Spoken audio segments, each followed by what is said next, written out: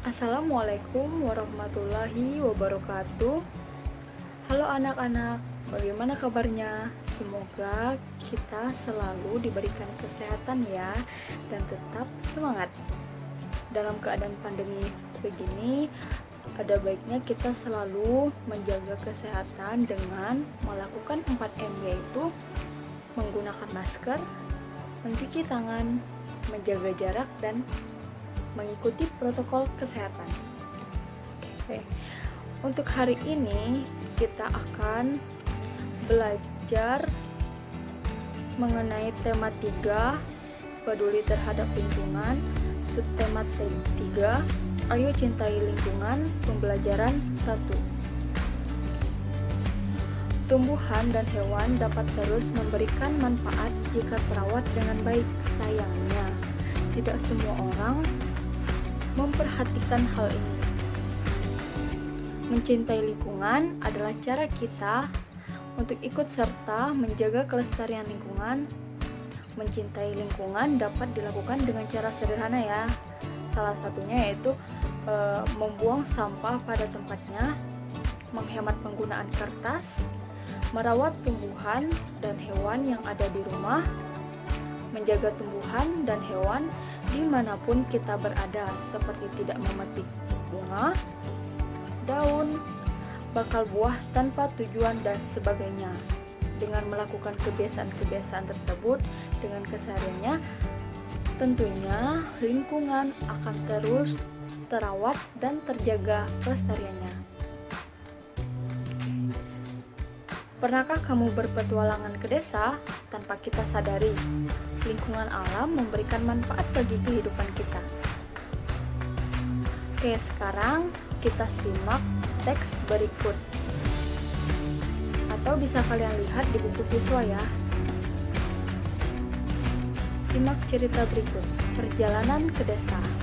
Saat liburan, Dayu, Udin, Siti, Lani, Beni, dan Edo bersepeda menyusuri jalan di sekitar sekolah. Tanpa disadari, mereka sampai di daerah pedesaan. Pohon-pohon menjulang sebagai deretan raksasa berjajar. Ada pohon mahoni, pohon asem, dan pohon mangga. Pemandangan yang sangat indah. Di ujung jalan, mereka berjumpa seorang tua. Seorang pak tua ya. Pak Jajak namanya. Ia mengumpulkan daun-daun kering ke dalam karung dan akan membawanya pulang. Untuk apa daun-daun kering itu, Pak? Tanya Dayu. Untuk pembuatan pupuk kompos.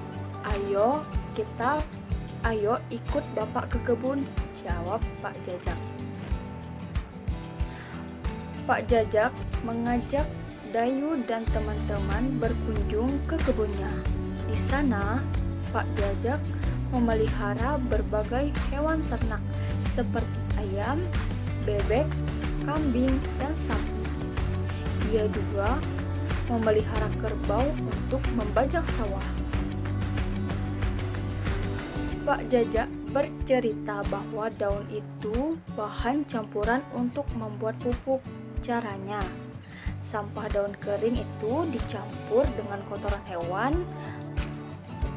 ternak, ditumpuk dan didiamkan sekitar 2 bulan, dan campuran itu akan hancur menjadi pupuk alam yang disebut kompos.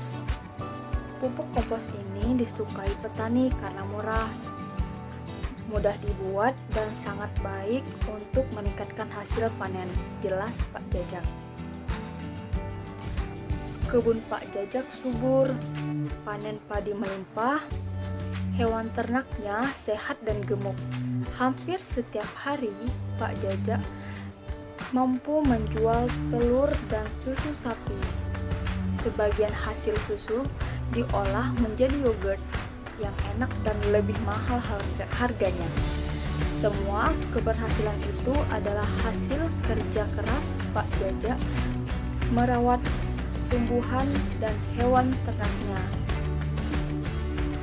Kemudian untuk materi selanjutnya akan dilanjutkan oleh Ibu Devi.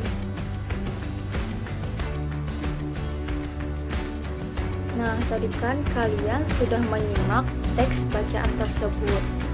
Jadi, apa yang dilakukan Pak Jajang tadi merupakan upaya agar lingkungan tetap terjaga sehingga sumber daya alam bisa tetap seimbang. Dari petualangan itu, Dayu dan teman-teman semakin peduli terhadap lingkungan. Tentunya, kamu juga memiliki cerita petualangan seru kan? Misalnya, seperti pengalaman kerja bakti, menanam pohon di sekitar rumahmu, atau di sekolah, atau juga di saat liburan ke rumah sanak saudara. Nah, kalian juga bisa menulis cerita petualangan tersebut ya.